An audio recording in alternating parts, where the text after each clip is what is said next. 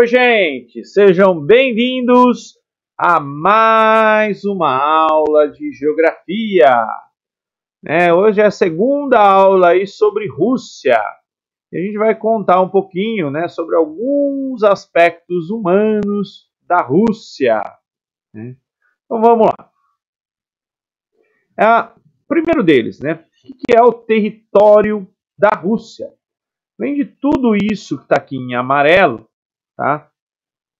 Vocês estão vendo que eu pintei aqui, eu mesmo pintei com pente, a região da Crimeia, da Ucrânia, aliás, que era da Ucrânia, que agora é parte do território russo.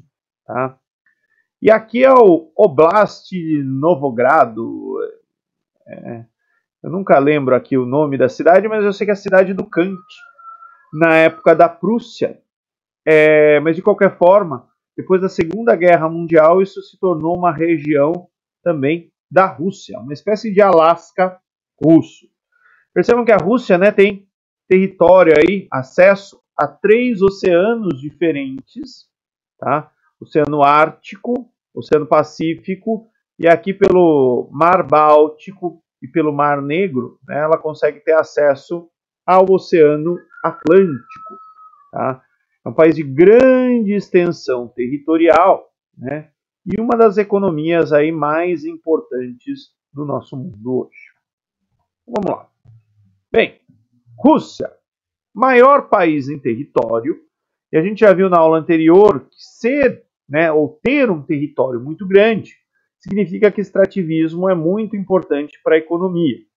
Hoje em dia, no caso da Rússia, talvez o principal setor do extrativismo em geração de empregos e renda para o país é petróleo e gás. A Rússia é um grande produtor de petróleo e um grande produtor de gás, que é direcionado principalmente aqui para o mercado europeu. Tá? Além disso, a Rússia é o que a gente chama de país emergente. Portanto, é um país que hoje a gente chamaria de subdesenvolvido e industrializado, só que ela tem uma história de desenvolvimento industrial diferente dos outros países emergentes. Você não é um país que recebeu multinacionais e se industrializou por causa das multinacionais. Não, a Rússia é herdeira direta da antiga União Soviética. A União Soviética era um país industrializado. E, portanto, quando termina a União Soviética, a Rússia permanece com aqueles setores industriais nos quais a ex-União Soviética se destacava, notadamente indústria bélica, indústria aeroespacial, indústria química, e até de alguns equipamentos médicos. É um país membro do BRICS, aquele grupinho ali de 5 países emergentes. Eu escrevi as outras letrinhas em minúsculas para evidenciar aqui a Rússia. E é um país também que está passando por um processo de envelhecimento populacional. Ou seja, os casais, as famílias russas estão tendo poucos filhos. Então a taxa de mortalidade na Rússia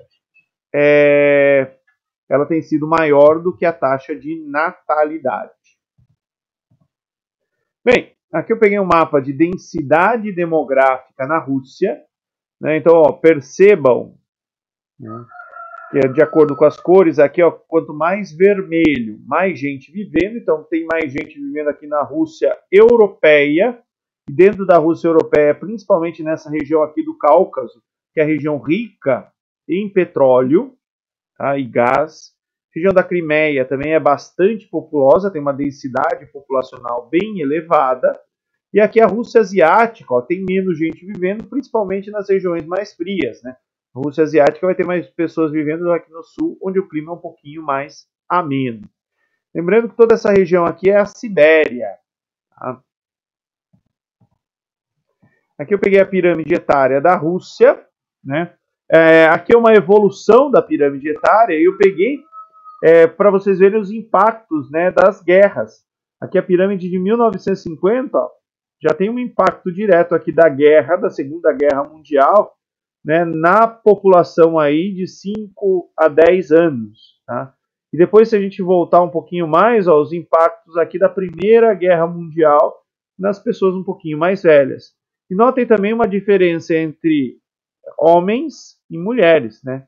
Morreu muito mais homens do que mulheres aí nas guerras. Daí vai passando o tempo, né? Essa coisa vai, ou esse equilíbrio de gênero, ele vai aparecendo. Tá? E aqui também uma outra pirâmide de 2010 que mostra, né, dois períodos que foram muito ruins para a Rússia, né, que acabaram fazendo com que os casais nesse período não tivessem filhos ou tivessem bem menos filhos, né? Gerando aí um déficit demográfico bem expressivo na Segunda Guerra Mundial e no pós-União Soviética. Como eu falei, né, a Rússia é membro do BRICS, tá? Que é um grupo aí de 5 países emergentes de grande destaque, de grande peso econômico e demográfico no mundo atual, tá?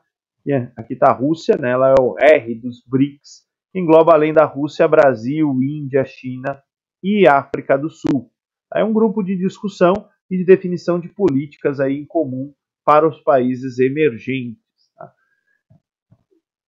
Aqui eu peguei um mapa de indústria e recursos da SEI, né? Mas a ideia é falar de Rússia. Então lembre-se, né, que a maioria das indústrias e das pessoas vivem na Rússia europeia. E a Rússia, né, é um país muito rico em recursos naturais, notadamente petróleo. Eu peguei esse mapa aqui que é mais fácil da gente visualizar. Né, cada triângulo preto aqui é reserva de petróleo na Rússia. Triângulo branco, reserva de gás. Né? Então percebo que tem bastante reservas aí de minerais energéticos em território russo. Né? Inclusive aqui, ó, na região do Cáucaso. Tá? E por conta disso, né, por ser um grande produtor de minerais energéticos, a Rússia tem uma espécie de geopolítica do óleo e do gás. Tá? Aqui é uma rede, né, de gasodutos e oleodutos russos, né, que cortam aí todo o território do país e depois eles vão para a Europa. Né? E muitas vezes, quando os russos eles querem defender os seus interesses de uma maneira mais forte com relação a encontrar talvez opositores na Europa, principalmente na Europa Ocidental, geralmente os russos fazem isso no inverno. E aí, se os europeus começam a criar muito caso, o russo fecha a torneirinha, né, do gás e do óleo. E do lado oposto, né, quando os europeus querem tomar alguma medida contra a Rússia, geralmente fazem isso no verão. Para evitar que os russos também fechem a torneirinha do gás. E aí dá tempo, né, para eles se entenderem depois que os fatos estão consumados. Aqui eu peguei algumas indústrias russas, né, que são importantes, são empresas de destaque. Aí tem a Sukhoi, que faz aviões comerciais, no padrão Embraer, ela é uma concorrente no plano comercial com a Embraer. Porém, no plano militar, ela faz caças que concorrem lá com os F qualquer coisa da Boeing dos Estados Unidos. Então, a indústria bélica para a Rússia é muito importante. Esse talvez seja o principal produto de exportação histórico da União Soviética e da Rússia, que é o fuzil Kalashnikov. Né? Não sei se esse é o AK-47, mas tem aqui o Kalashnikov, o cara que inventou ele. E... enfim, acho que agora eles estão até no AK-101, alguma coisa assim. Mas enfim, né, a Rússia é um grande exportador de fuzis. E aqui eu pus outras empresas, né? Notem que a maioria delas está ligada aí ao setor ou do petróleo e do gás, ou da exploração de diamantes. Tá? Extrativismo de maneira geral. Tem a Nornickel, que é uma das maiores produtoras de níquel do planeta. Tá? Essa Rosneft, Gazprom, e esse que eu não sei pronunciar, todas têm a ver com petróleo e gás. Tá? E aqui a Rosa Diamantes. Por fim, né, a Rússia é um país com indústria aeroespacial. Né, e talvez o principal exemplo disso seja os foguetes Soyuz. Né? A Rússia herda a tecnologia espacial da antiga União Soviética. E por muito tempo, né, isso aqui foi um calo no pé dos Estados Unidos, né? Porque os Estados Unidos tinham um programa de ônibus espaciais, eles desativaram esse programa, acho que o último voo de ônibus espacial foi em 2011, se eu não me engano, e de 2011 até esse ano, né, eles precisavam, quando queriam ir para o espaço, perguntar lá para os russos se tinha vaga nos foguetes deles, né, e comprar passagem. Então é uma tecnologia da antiga União Soviética e os foguetes estão aí, voando até hoje e muito bem, por sinal. Beleza, gente? Por agora é só. Muito obrigado pela atenção de todos.